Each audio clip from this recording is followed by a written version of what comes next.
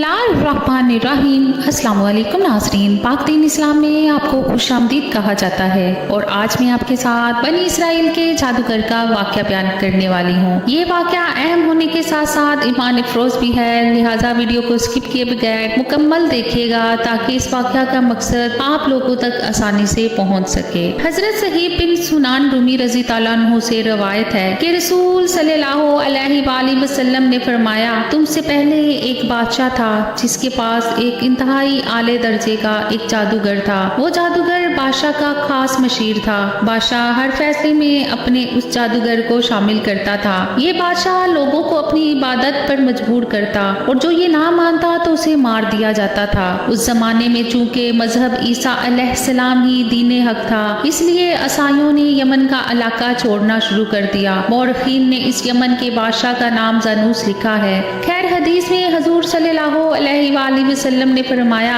जब बादशाह जानूस का ये खास जादूगर बूढ़ा हो गया तो उसने बादशाह से कहा, अब मैं बूढ़ा हो गया हूँ और बीमार रहता हूँ, रोजाना दरबार में अब हाजिर नहीं हो सकता। आप मेरे घर पर किसी लड़के को भेज दें कि जिसको मैं अपना जादू सिखा दूं, ताकि आपके दरबार के लिए वो लड़का एक बड़ा जादूगर बनकर आपके काम आ सके। बादशाह ने एक काबिल और पढ़े लिखे लड़के को चुना और जादूगर के पास भेज दिया।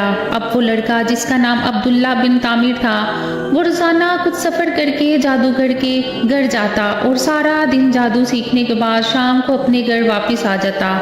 उस लड़के अब्दुल्ला और जादूगर के घर के रास्ते में राहिब की इबादत गाह भी थी। एक दिन लड़का जब शाम को घर जाने लगा तो वो लड़का ईसाई राहिब के पास रुक गया और उसकी बातें सुनने लगा। लड़के को उस राहिब की बातें बहुत पसंद आई। अब लड़के के रोजाना सुबह आते वक्त और शाम को जाते वक्त राहिब के पास बैठना शुरू कर दिया।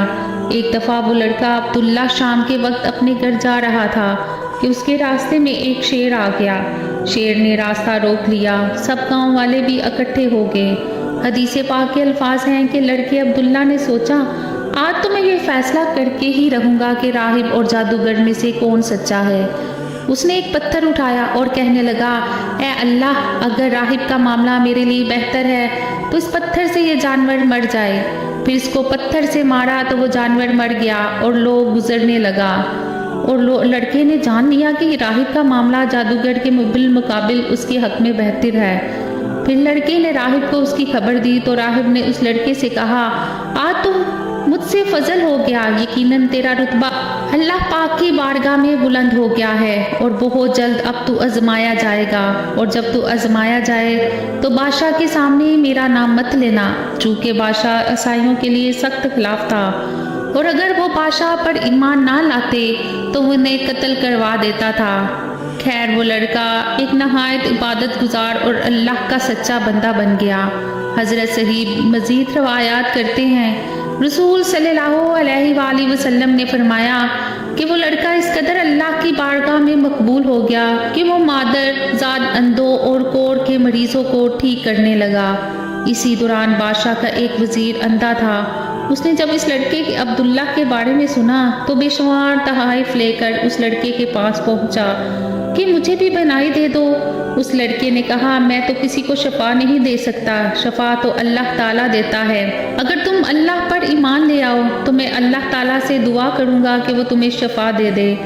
फिर वो अंधा वजीर अल्लाह पर ईमान ले आए और लड़के की दुआ से उसकी आंखों की बनाई वापस आ गई। जब मैं दरबार में आकर बैठा तो बादशाह ने उससे पूछा कि किसने तुझे ये आंखें अता की। वो वजीर कहने लगा कि मेरे रब ने मुझे मेरी आंखें दोबारा अता की हैं। बादशाह ने गुस्से में पूछा, क्या तुम्हारा मेरे अलावा भी कोई रब है? वजीर कहने लगा, बेशक मेरा और तेरा रब अल्लाह ताला है। बादशाह ने उसे गिरफ्तार करने का हुक्म जारी किया तो उस लड़के ने अब्दुल्ला के बारे में बता दिया। बादशाह ने अब्दुल्ला को अपने दरबार पर पेश करने का हुक्म दिया। जब अब्दुल्ला आया तो बादशाह बहुत खुश हुआ और कहने लगा, ऐ बेटे, तूने बहुत अच्छा जादू सीखा कि तुम अंधों और कोढ़ के मरीजों को भी ठीक करने लगे हो। लड़के ने कहा, मैं तो किसी को शफा नहीं देता, बल्कि वो तो मेरा अल्लाह है जो मेरी दुआ कबूल फरमाता है। बादशाह ने इसको भी गिरफ्तार करवा दिया और जब उससे पूछा गया कि मैंने तुम्हें जादू सीखने भेजा था तो तूने ये इल्म कहाँ से सीखा, तो उस लड़के ने राहिब का नाम बता दिया।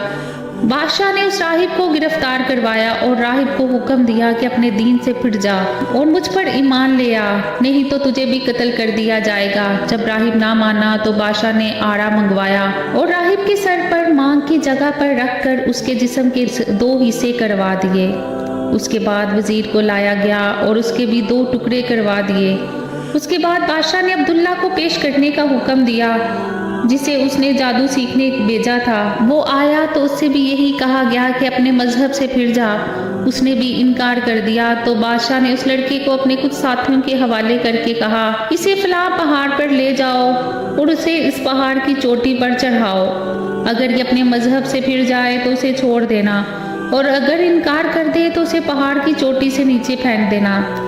चुनाचा बादशाह के साथी उस लड़के को पहाड़ की चोटी पर ले गए। तो उस लड़के ने कहा, ऐ अल्लाह, बेशक तू ही काफ़ी है, मुझे इनसे किसी तरह बचा ले। बस इस दुआ के फौरन बाद जल्जला आया और बादशाह के सारे साथी मारे गए और लड़का दोबारा बादशाह के दरबार पहुंच गया। लड़के से जब बादशाह ने पूछा कि तू कैसे जिंदा बच गया, तो उसने बताया कि मुझे मेरे अल्लाह ने इन सब से बचा लिया। बादशाह ने फिर अपने फौजियों को एक कश्ती में रवाना किया कि बीच समुंदर में इस लड़के को जाकर फेंको। जब कश्ती चली तो लड़के फिर अल्लाह पाक से दुआ की, ऐ अल्लाह, बेशक तू ही मेरे लिए काफ़ी है, मुझे इनसे किसी तरह बचा ले। बस फौरन समुद्री तूफान आया और कश्ती उल्ट गई। सबके सब फौजी मारे गए, लेकिन लड़का महफूज रहा और किसी तरह किनारे पहुंच गया और सीधा बादशाह के दरबार पहुंच गया। बादशाह ने ये देखकर घबरा गया कि आखिर इस लड़के को कैसे कत्ल किया जाए। चुनाचा लड़का खुद बोला कि मुझे सिर्फ तुम मेरे बताए हुए तरीके से ही कत्ल कर सकते हो। बादशाह ने कहा, ऐसा कौन सा तरीका है? उस लड़के ने कहा कि सारे लोगों को एक मैदान में इकट्ठा करो और मुझे सूली के तख्ते पर लटकाओ। फिर मेरे तरकश से एक तीर को पकड़ो, फिर इससे तीर को कमान के वस्त में रखो और फिर कहो, इस अल्लाह के नाम से जो इस लड़के का रब है, फिर मुझे तीर मार दो। अगर तुम इस तरह कर लो तो मुझे कत्ल कर सकते हो। फिर बादशाह ने लोगों को एक मैदान में इकट्ठा किया और उस लड़के को सूली के तख्ते पर लटका दिया। फिर इसके तरकश में से एक तीर लिया, फिर इस तीर को कमान के बीच में रख दिया, उस अल्लाह के नाम से जो उस लड़के का रब है। फिर वो तीर उस लड़के को मारा तो वो तीर उस लड़के की कुनपटी में जा घुसा। तो लड़के ने अपना हाथ तीर लगने वाली जगह पर रखा और मर गया। तो सब लोगों ने कहा, हम इस लड़के के रब पर ईमान लाए, हम इस लड़के के रब पर ईमान लाए, हम इस लड़के के रब पर ईमान लाए। बादशाह आया और उससे कहा गया कि जिससे तू डरता था वही हुआ, यानी लोग ईमान ले आए। बादशाह ने गलियों के दहानों पर खंदक खोदने का हुक्म दिया और फिर खंदक खोदी गई और इन खंदकों में आग जला दी गई।